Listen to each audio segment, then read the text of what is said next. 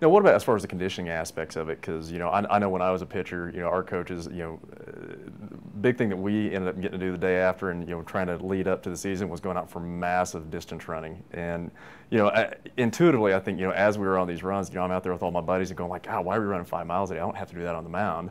So, I think there's been kind of a shift as far as, looking at how we condition for that and, energy system development and things of that nature.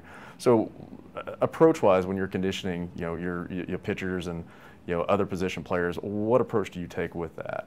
Well, our approach is, short intervals. And, we tell them that if you spend 80% of your time jogging, you spend 80% of your time practicing being slow. You're working the wrong muscle groups. You're working the wrong fiber types, and you're working the wrong energy system, and you're working the wrong hormonal system. So you're doing everything backwards. And some people are successful in spite of what they do.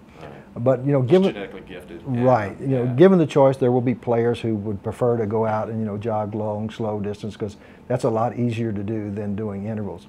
But we try to focus everything on interval training and a lot of change of direction activities. So we're trying to work on the ATP-PC system as opposed to the oxygen transport system. And we're trying to improve work capacity as opposed to aerobic capacity. Right. Well, and as far as especially pitching goes, it's such a anaerobically dominated activity. I mean, what a pitch, even with a windup, is less than 5 seconds, right? So I guess looking at it from an aerobic standpoint, that recovery between pitches becomes important. But I mean, you can develop most of that with anaerobic conditioning, correct? Absolutely, and that's what we're telling our pitchers. I think the original theory behind long, slow distance running was you're going to rid your body of lactic acid. Right. But there are two problems with that theory, and one is that you don't develop a lactic acid during pitching, right. And second is if you did, it would have been already dissipated by the time right. the day off came.